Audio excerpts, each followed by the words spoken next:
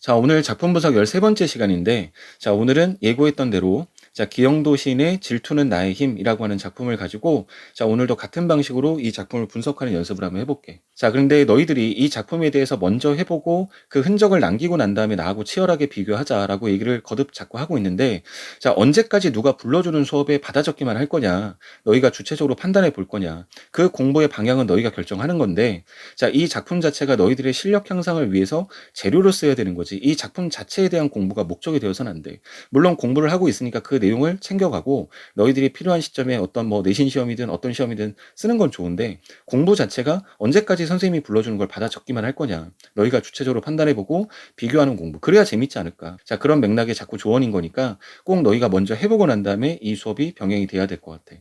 자, 그럼 시작을 한번 해볼게. 자, 작품을 읽어보면 아주 오랜 세월이 흐른 뒤에, 자, 힘없는 책갈피는 이 종이를 떨어뜨리리, 이렇게 돼 있어. 자, 힘이 없는 책갈피가 이 종이를 떨어뜨린다는 말의 의미가 뭔 말인지 잘 모르겠는데, 처음에 시작할 때 뭐라고 했냐면 아주 오랜 세월이 흐른 뒤라고 하는 미래의 시간을 가정해놨어. 그 뒤에 이럴 거래. 힘없는 책갈피가 이 종이를 떨어뜨릴 거라고 했는데, 이게 정확하게 무슨 말인지 어떤 단서가 없는 상황에서는 무슨 말인지 잘 모르겠어. 자, 근데 뒤에서 좀 더 연결시켜 보면 그때, 자, 여기서 말하는 그때라고 하는 게 과거에 대한 표지잖아, 그지? 자, 그런데 만약에 앞에 있었던 말이 없다면 이걸 그냥 단순히 과거를 표현하기 위한 그냥 표지다, 이렇게 이해하면 될 건데, 이렇게 미래의 시간을 가정해 놨거든.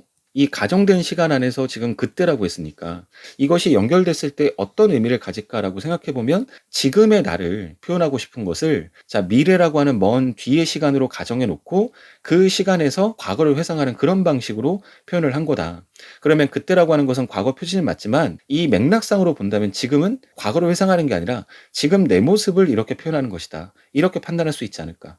자, 그래서 이때 그때는 문맥적 의미로 봤을 때는 현재의 내 모습을 얘기하는 거다, 이렇게 보는 게 맞지 않을까 싶어. 그래서 내 마음은 너무나 많은 공장을 세웠대. 자, 내 마음에 많은 공장을 세웠다라고 하는 게 뭘까? 그 공장이라고 하는 게 뭔가를 만들어내는 곳인데, 자, 그 밑에 보니까 어리석게도 그토록 기록할 것이 많았구나, 그렇게 돼 있어.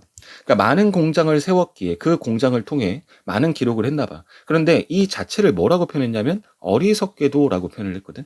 그러면 뭐 너희가 잘 알다시피 어리석다라고 자기 자신을 표현하는 것은 자기 자신에 대한 인식 자체가 부정적인 인식을 가지고 있는 거고, 그러면 기록한 것이 많고 많은 공장을 세웠다, 이렇게 말하는 것 자체는 자기 자신에 대한 반성 내지는 자기 자신에 대한 부정적 인식, 요 정도로 일단 이해를 할 수 있을 것 같아.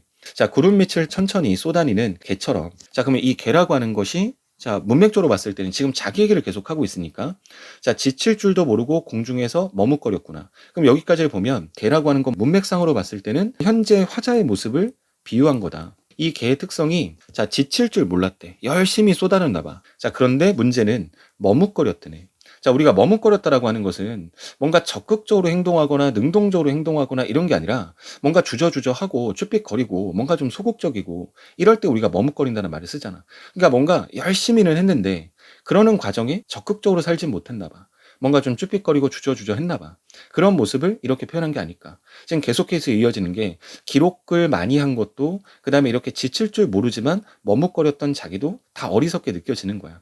그러니까 나 가진 것은 탄식밖에 없고, 자, 저녁거리마다 물끄러미 청춘을 세워두고, 이 청춘을 세워뒀다라고 하는 건 어떤 청춘의 시기에 있는 자기 자신을 얘기하는 게 아닐까. 자, 보니까 미래의 시간을 가정했을 때 그때라고 하는 것을 청춘이라 본다면 지금 화자가 청춘의 어떤 시기에 있나 본데, 그 청춘을 세워두고 살아온 날들을 신기하게 세워보니까, 이때 살아온 날들이라고 하는 건 어떤 것일까? 위에 보면 많은 공장을 세웠던 것, 그리고 기록을 많이 했던 것, 그리고 정말 많이 쏟아내면서 지칠 줄 모르고 쏟아냈지만 머뭇거리고 살았던 것, 그 모든 것들이 다 이 살아온 날들 안에 포함이 되는 거겠지.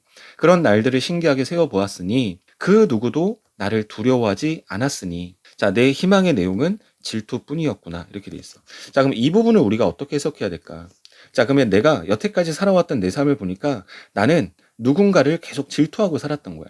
자, 제목에도 질투라는 말이 나오는데, 질투라는 감정이 원래 그런 거잖아. 남이 잘 되거나 남이 좋은 상황에 있는 것 자체를 싫어하고 미워하고 그것을 좀 깎아내리고 싶어하고, 이런 것들이 질투인데, 그러면 내가 여태까지 질투를 했었다는 건 질투한 대상이 있다는 얘기고, 그것이 그 위에 나와 있는 말로 본다면 누구겠지. 내가 아닌 누구 때문에 나는 그 누구를 향한 계속 질투를 하고 살았어. 그럼 바꿔서 말하면 그 말은 남에 의해서 그 누구에 해당되는 바깥 대상에 의해서 내가 영향을 계속 받고 살아왔다는 얘기인데, 그러면 그 맥락으로 만약에 위에 있는 구절을 해석한다면 어느 누구도 나를 두려워하지 않았다라고 하는 건 진짜 나를 막 두렵게 만들고 싶다, 나를 무서워하게 만들고 싶다 이런 의미가 아니고, 나는 누군가에게 어느 하나도 영향을 끼치고 살지 못했다는 거야. 내가 여태까지 다른 사람들에 의해서 영향을 많이 받고 살았는데 거꾸로 생각해 보니까 나는 누군가에게 영향을 준 적이 없다는 얘기인 거지. 자기가 살아왔던 날들이 모두 그렇게 살아왔었다고 인식을 하고 있는 거지. 자, 그러면서 마무리하면, 그리하여 나는 우선 여기에 짧은 글을 남겨둔다. 자, 그 짧은 글이 뭐냐면, 나의 생은 미친 듯이 사랑을 찾아 헤맸어. 자, 미친 듯이 사랑을 찾아 헤매는 과정에 내가 느꼈던 감정은 질투였고, 그리고 내가 그것으로 남은 것은 탄식이었는데, 자, 그러니까 사랑을 찾아 헤맸었는데, 이 자체가 부정적이라보다는 문맥적으로 해석으로 보니까 이 자체가 뭔가 누군가의 영향을 많이 받고 살았지만 누군가에게 한 번도 영향을 준 적이 없고, 자, 그러면서도 뭔가 지칠 줄 모르고 살았지만 그 과정에 내가 머뭇거리고 살았고, 이런 모든 것들이 다 이 안에 들어가겠지. 자, 그렇게 사랑을 찾아 헤맸지만 단 한 번도 스스로를 사랑하지는 않았노라고 이 짧은 글을 여기에 남겨둔다. 이렇게 말을 쓴 거야. 그럼 스스로를 사랑하지 않았다라는 말의 의미를 우리가 어떻게 이해해야 될까? 그러니까 남에 의해서 남을 질투하고 살았던 삶이지만 스스로 나 자신에 대해서는 사랑하지 않고, 내가 단 한 번도 내 인생에서 어떤 주체적인 역할, 주체적으로 나를 인식해 본 적이 없다는 거야. 남에 의해서 계속 끌려다녔던 그런 삶을 살아왔다. 이 정도로 해석이 가능하지 않을까? 자, 그러면 굉장히 중요한 표현 중에 하나는 지금의 내 모습에 대한 언급을 계속 하고 있으면서도 이 시점 자체를 굉장히 특이하게 미래라고 하는 시간을 가정해 놓고 그 미래라는 가정된 시간 속에서 과거를 회상하듯이 표현을 하고 있는 거야. 자, 내가 뭔가 하나를 보여주고 싶어서 지금 이 화면을 보여주는 건데, 지금 뜬금없이 갑자기 이쪽으로 넘어온 이유는, 자, 윤동주의 참회록이라고 하는 유명한 작품이 있어. 근데 이 참회록의 앞에 전반부의 1년과 2년까지는 나는 왜 그렇게 뭐 이렇게 살아왔을까, 잘못 살아왔을까, 그런 어떤 자기 반성을 하는 게 쭉 나와. 근데 3년의 내용을 잘 봐보면 내일이나 모레나 그 어느 즐거운 날, 그러면 적어도 이 즐거운 날은 최소한 지금이 아니고 내일이든 아니면 모레든, 자, 이렇게 지금의 시간이 아닌 미래의 시간인 거야. 근데 그 날에 나는 또 한 줄의 참회록을 써야 한다. 자, 그때 나는 또 한 줄의 참회록을 쓸 거라고 말을 해놓고 마지막에 뭐라 했냐면 그때. 자, 이 시하고 굉장히 유사하지? 그때라는 말은 내일이 될지 모레가 될지 모르는 그 어느 즐거운 날, 미래의 시간에서 그때라고 말하는 것은 지금의 이 시점을 얘기하고 싶은 거야. 그래서 그때 그 젊은 나이에 왜 그렇게 부끄러운 고백을 했던가. 그러면 여기서 말하는 그 부끄러운 고백을 했었던 시점을 지금 그때라는 과거에 대한 표지로 썼지만 문맥상으로 봤을 때는 지금 현재의 내 모습을 이렇게 표현하고 있는 것. 이 어떤 표현 방식이 아주 흔하게 여러 시에서 자주 볼 수 있는 그런 표현법이 아니기 때문에, 근데 공교롭게 지금 우리가 보고 있었던 작품과 이 윤동주의 참회록이라는 작품에 이런 어떤 공통적인 요소가 있었어. 그래서 이런 부분들은 너희가 좀 같이 묶어서 챙겨두면 보기 문제 같은 거에 연결시키기에도 참 좋고, 이런 부분에 대한 인지를 이 작품의 어떤 중요한 표현상의 특징이니까 잘 좀 숙제해놨으면 좋겠다는 면에서 지금 일단 보여준 거야.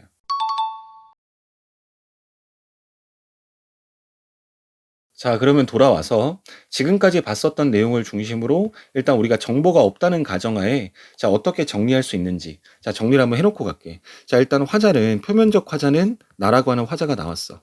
자, 그러면 나에게 주어진 상황이 어떤 상황이냐? 자, 그러면 이 시는 나를 중심으로 하는 시고 대상에 대한 시는 아니니까, 자, 그러면 상황은 어떤 상황이냐라고 말을 했을 때 지나온 삶을 돌아보고 있다. 이렇게 보면 되겠지. 자, 성찰하고 있다. 이런 건데, 그러면 이런 상황에서 느끼는 정서 태도, 이 반응에 관련된 정보는 몇 개의 단어가 나왔어. 일단 어리석다라고 느끼는 거고, 이 어리석음이 어떤 부끄러움 정도로 해석할 수도 있지 않을까. 자기 자신에 대한 부정적 인식인 거니까 부끄러움 정도로 인지를 해도 될 것 같고, 그러니까 부끄러우니까 어리석겠지. 어리석게 느껴지겠지. 자기 자신의 모습이 만약에 부끄럽지 않았다면 그렇게 어리석게 느껴지지 않을 거 아니야. 그럼 부끄러움이라고 봐도 될 거고, 부끄러움이라고 하는 감정을 전제한 어리석음 정도로 보면 될 것 같고, 그리고 돌아봤던 자기 삶에 대해서 이렇게 살았던 것이 잘못된 삶이었구나 라고 하는 반성. 사랑을 그렇게 찾아 헤맸지만 나 자신을 사랑해 준 적도 없고, 나는 누군가로부터 영향을 그렇게 많이 받고 질투만 하고 살았지만 나는 누군가에게 영향을 한 번도 줘본 적이 없고, 그런 어떤 자기의 삶에 대해서 반성, 뭐 이 정도로 보면 되겠지. 그러면 반성이라고 하는 것은 분명히 더 나은 삶에 대한 어떤 소망을 담고 있는 거지만, 여기서는 내가 앞으로 그런 소망에 대한 직접적인 표현은 없어. 그렇지만 반성을 하는 이유는 내가 보다 나은 삶을 살겠다라고 하는 소망의식이 전제되지 않으면 있을 수 없는 감정이니까 소망이라고 하는 것도 전제되어 있다. 이 정도로 해석할 수 있겠지. 자, 그러면 이 작품은 우리가 일반적으로 자기 자신을 돌아보고 반성하는 어떤 그런 시에서 크게 벗어나지 않아.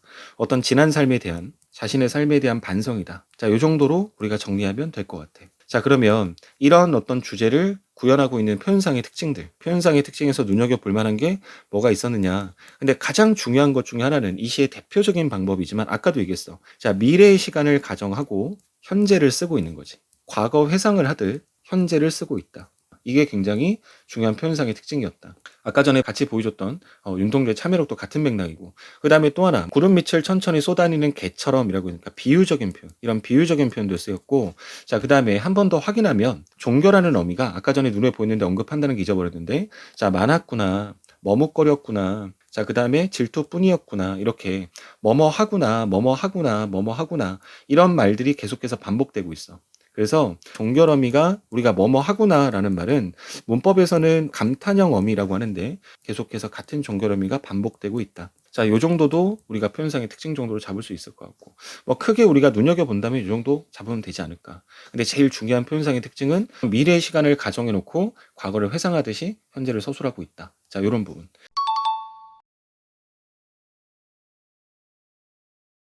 자, 그 다음에 마지막 우리가 이 보기와 관련된 거를 봐야 하는데, 이 오늘 보기가 좀 길어.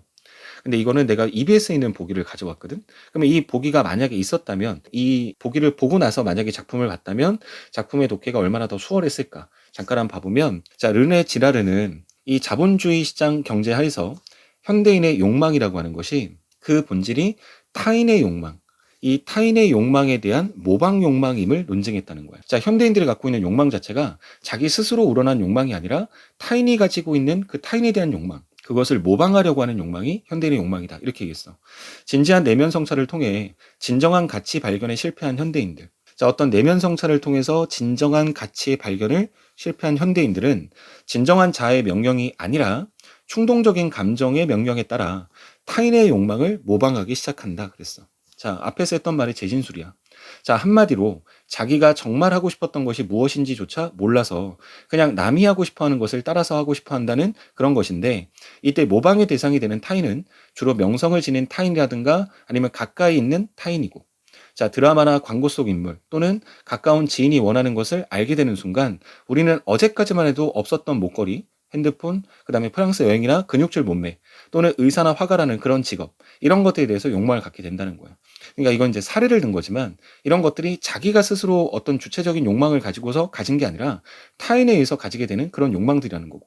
자, 근데 밑에 보니까 이때 주체의 욕망, 이 주체의 모방의 대상이 되는 타인을 욕망의 중개자라고 한대. 자, 어떤 주체의 모방이 되는 것이 타인의 욕망을 모방한다고 했는데, 대상이 되는 타인, 이 대상이 된 타인 자체를 욕망의 중개자라고 하는데, 이 중개자가 주체에 비해서 현저하게 비범하거나 내지는 위대한 존재가 아닐 때 우리 주체는 중개자에게 선망과 증오의 이중 감정을 느끼게 된다. 즉, 자신의 욕망이 그에게서 비롯되었다라고 하는 사실에 대한 부러움과 또 굴욕감을 동시에 느끼는 것이다. 이 부러움 때문에 선망이 되고, 근데 이 굴욕감 때문에 또 증오를 가지게 돼. 그래서 이중감정이란 얘기인데, 자, 특히 중개자를 통한 추구하게 된 그 욕망의 대상을 두고 양자가 경쟁하는 관계가 된다면 증오는 한층 더 깊어진대. 증오가 깊어지는 조건에 대한 얘기를 한 거야.